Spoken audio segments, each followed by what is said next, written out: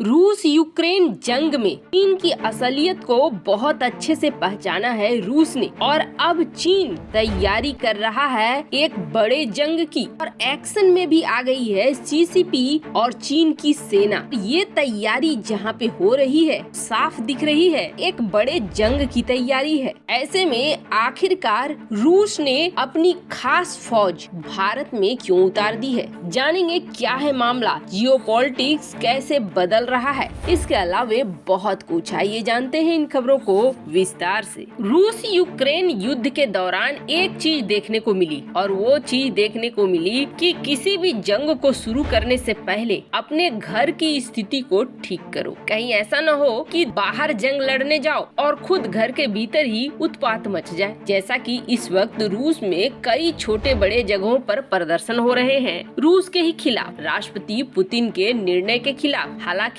ये सब कुछ एक हाइब्रिड वॉर का हिस्सा भी हो सकता है। जेलेंस्की जिस तरीके से सोशल मीडिया और इंटरनेट का इस्तेमाल कर रहे हैं, खास तौर पर सहानुभूति गेन करने के लिए, सहानुभूति पाने के लिए, उसका असर भी दिख रहा है। रूस की सेना को और रूस के पुलिस को दोनों को काम करना पड़ रहा है। रूस की सेना जहां यूक्रेन में लड़ रही है, तो वहीं रूसी पुलिस और प्रशासन अपने आंतरिक मामले को संभालने में लगा हुआ है। चीन क्या कर रहा है कि एक बड़े पैमाने पर तैयारी कर रहा है, और ये तैयारी साफ साफ दिखनी शुरू हो चुकी है। और इस बार वो कोई कोताही नहीं ले रहा है, बल्कि पहले से ही बड़े एक्शन के लिए तैयार है। चीन जानता है कि चीन अगर किसी दूसरे देश पर हमला करता है, चाहे वो ताइवान हो या भारत हो, तो फिर के अंदर जो कई सारे बखेड़े हैं वो खड़े होंगे, कई सारे ग्रुप हैं जो खड़े होंगे। जैसे कि सबसे पहला और सबसे ज्वलंत मुद्दा है जो चीन का है, वो है सिंजियांग का मामला। सिंजियांग के उइगर मुस्लिम बहुत जल्दी इस मामले में आगे आ जाएंगे, देश के खिलाफ आ जाएंगे, जैसे कि लुहांस्क में हुआ, डोनेस्क में हुआ। ये दोनों इलाके में जो पहले से विद्रोही गुट थे, यूक्रेन के विद्रोह में जो थे,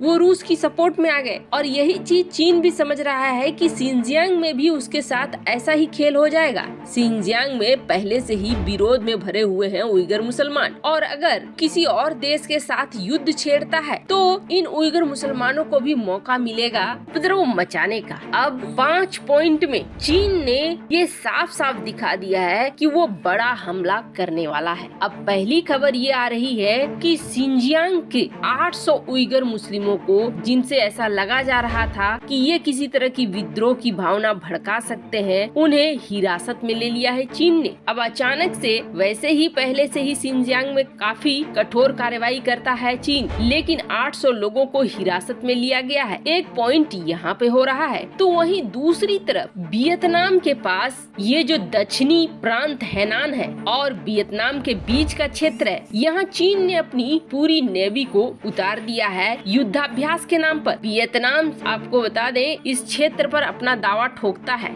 लेकिन उसकी दावे को इग्नोर करते हुए चीन यहाँ पर युद्धाभ्यास शुरू कर चुका है। वियतनाम के पास का जो समुद्री इलाका है, करीब 200 मील, ये वियतनाम के आर्थिक क्षेत्र के भीतर आता है, लेकिन चीन इस विवादित जलमार्ग के एक बड़े हिस्से पर दावा करता है। यहाँ तक कि यहाँ इसने चट्टानों और द्वीपों पर कृत्रिम द्वीप भी बना लिए हैं। हाँ, यहाँ युद्धाभ्यास हो रहा है। तो वहीं दक्षिण चीन सागर में भी चीन का युद्धाभ्यास चल रहा है। ये दूसरा पॉइंट है। चीन ने अपने तेल भंडार में से तेल निकाल कर मार्केट में रिलीज करने से मना कर दिया है। चीन इसके बजाय ईरान से और भी ज्यादा तेल खरीद रहा है। आपको बता दें, जब युद्ध का वक्त आएगा, तेल, ईंधन बहुत बड़ी भूमिका निभाने वाले हैं, इसलिए इसकी स्टोरेज में लग गया है चीन। वहीं चौथी बड़ी बात, रूस यूक्रेन जंग में कभी भी चीन ने आक्रामक होकर ये नहीं दिखाया कि वो रूस के साथ इस जंग को लड़ने को तैयार है। यहाँ तक कि अब चीन थोड़ा अमेरिका को भी लुभा रहा है और ये दिखलाने की कोशिश कर रहा है कि हम तो शांति चाह रहे हैं,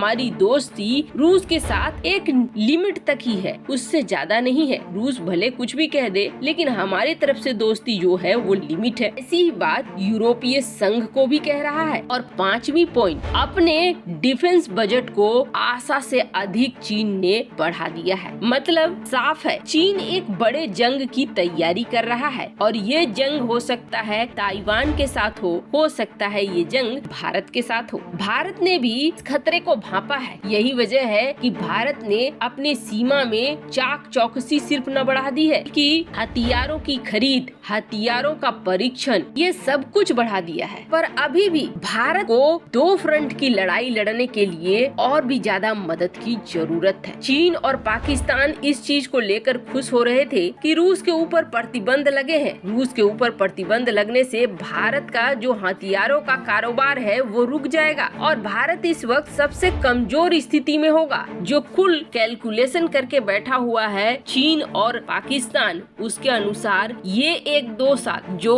है, या फिर ये कहें कि अभी का जो ये समय है, यही चीन इस्तेमाल कर सकता है भारत के खिलाफ। रूस के 70% हथियार जो भारत लेकर बैठा हुआ है, भारत के हथियारों को अपग्रेड करने के लिए इस वक्त बहुत दिक्कत होने वाली है। रूस पर लगे प्रतिबंधों का फायदा चीन और पाकिस्तान इस समय युद्ध में उठा सकते हैं। ऊपर से चीन और पाकिस्तान ये भी दिखलाने की कोशिश कर रहे हैं कि देखो, अमेरिका के साथ रिश्ते भारत के खराब हो रहे हैं। अमेरिका ये चाह रहा है कि रूस के खिलाफ जाए और भारत खिलाफ जा नहीं रहा है। मतलब पूरी आबो हवा बनी हुई है भारत के खिलाफ। लेकिन एक बार फिर से रूस ने वो काम कर दिया है जिससे चीन अमेरिका सारे सकते में आ गए हैं। रूस ने जो काम किया है वो 1971 की याद दिला रहा है। भारत को इस वक्त अपनी दोनों तरफ की सीमाओं को सुरक्षित करना है और न सिर्फ सीमाओं को सुरक्षित करना है बल्कि अपने लोगों को पूरी तरीके से ट्रेनिंग भी देना है डिफेंस सिस्टम के